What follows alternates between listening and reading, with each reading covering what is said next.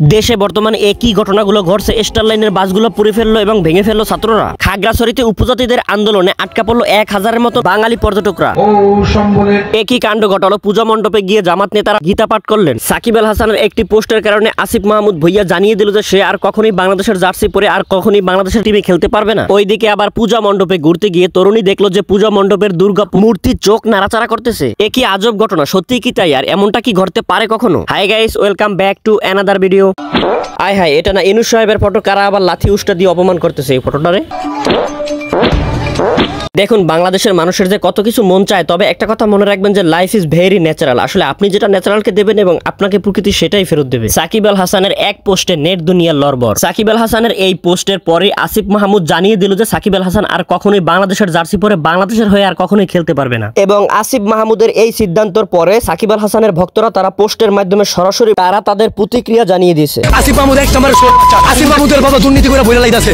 বালুর বালকেট আছে না, ডেজার্ট দিয়ে বালু উত্তোলন করতেছে, কোটি কোটি টাকার বালু। এটা দুর্নীতি করতেছে, এটি তাই না? আওয়ামী লীগ করার কারণে যদি সাকিব আল হাসান অপরাধী হয়ে থাকে তাহলে সেই শাস্তি আপনারা দিচ্ছেন, তাহলে আবার কেন হচ্ছে মনে কষ্ট লাগে শেখ হাসিনার নিয়ে পোস্ট দেওয়ার কারণে? হ্যাঁ, কথা ওইটাই। যদি স্বৈরাচার হওয়ার কারণে সাকিবকে দেশে ঢুকতে দেওয়া হচ্ছে না, জাতীয় দলে খেলতে দেওয়া হচ্ছে না, তাহলে আবার পোস্ট করার কারণে কেন আপনারা আবার প্রতিক্রিয়া জানাবেন? কেন আপনাদের এত লাগবে গায়ে? ও সম্বলে অনুষ্ঠান ভবিষ্যতে ও গিরিশঙ্কর নমঃ ও মহাদেব নমঃ।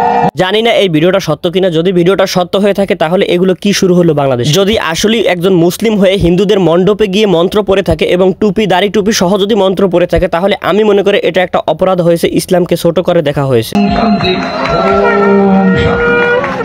দয়া করে দর্শক এই ভিডিওটা আপনাদের মতামতটি জানিয়ে যাবেন কমেন্টে। একই আশ্চর্য ঘটনা। আমি কি দেখতে পাচ্ছি? আমি যেটা দেখতে পাচ্ছি আপনারা কি ঠিক তাই দেখতে পাচ্ছেন? আমি জানি চেয়ারে বসলে দায়িত্বের স্থান থেকে সবকিছু সহ্য করতে হয়, তাই বলে এতটা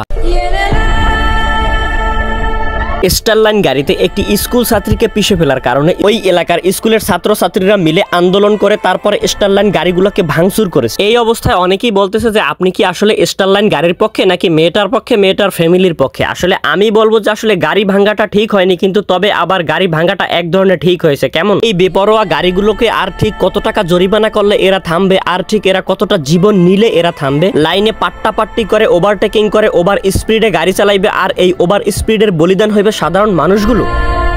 গাড়ি ভাঙচুর করার কারণে মালিক হয়তোবা বেপরোয়া ড্রাইভারদেরকে আর কখনোই গাড়ি দিতে চাইবে না, আর এতেই আস্তে আস্তে রাস্তার শৃঙ্খলা ফিরে আসবে এবং বেপরোয়া গাড়ি টানা বন্ধ হবে। আমি ঠিক এইটা বুঝতে পারতেছি না যে এত মুসলমানদের এই পূজা মণ্ডপে কাজটা কি? তারা তাদের ধর্ম পালন করতে থাকবে, পালন করতে থাকবে, সেখানে আমাদের এত কাজটা কি? সেইটাই আমি বুঝি না, আমার বুঝে আসে না। আমি মনে করি তাদের আনন্দের ভিতরে হয়তোবা এখানে বিঘ্ন ঘটানো হচ্ছে। আপনাদের আনন্দের ভিতরে, আপনাদের নামাজ রোজার ভিতরে কতজন হিন্দু এবং কতজন বিধর্মী এসে আপনাদের কাছে বসে থাকে। এইদিকে আবার বেপরোয়া গাড়ি টেনে রাদের বউ বিথি রাস্তার মাঝে অটোর সাথে ধাক্কা খেয়ে অটোর সাথে অ্যাক্সিডেন্ট করে সে নিজেই বলতেছে আমি কিছু জানি না, আমি কিছু করিনি, আমার কোনো দোষ নেই। অ্যাক্সিডেন্ট হলে কি দোষ সবসময় আমার? না, আপনার কোনো দোষ নেই, আপনি একজন ফেরেশতা। কিন্তু আমি বলতে চাই আপনার কি কোনো লাইসেন্স আছে গাড়ি চালানোর? এভাবে বেপরোয়া ওভার স্পিডে গাড়ি টানা। নতুন রাস্তায় উঠলে যা হয় আর কি, বলাই আছে যে যত গতি তত ক্ষতি, কিন্তু আসলে এরা তো এগুলো বুঝে না। এই মহিলা বোঝে কম, চিল্লায় বেশি। মানে রীতিমতো হাউমাউ করে কাঁদছে। তখন আরতি হচ্ছিল, আমি মায়ের চোখটা ওই সাইডে ঘুরতে দেখেছি, মায়ের চোখটা ওই সাইডে ঘুরতে দেখেছি। এই মেয়ে পূজা মণ্ডপে দুর্গা পূজার অনুষ্ঠান দেখতেছিল, এমন অবস্থায় আরতি চলতেছিল, মানে তাদের অনুষ্ঠান চলতেছিল। এমন অবস্থায় সে দেখতে পেল যে মূর্তির এবং তাদের মা যে মানে দুর্গার মূর্তি, অনুষ্ঠান চলাকালীন অবস্থায় সেই মূর্তির নাকি চোখ দুটো এপাশ থেকে ওপাশে যাইতেছিল এবং সেটা দেখে সে আতঙ্কিত হয়ে গেছে। এই গাইস, ভিডিওটি ভালো লাগলে লাইক কমেন্ট এন্ড সাবস্ক্রাইবের মতন সামাজিক কাজগুলো করতে ভুলবেন না, তাই দ্রুত লাইক কমেন্ট এন্ড সাবস্ক্রাইব করে দিন।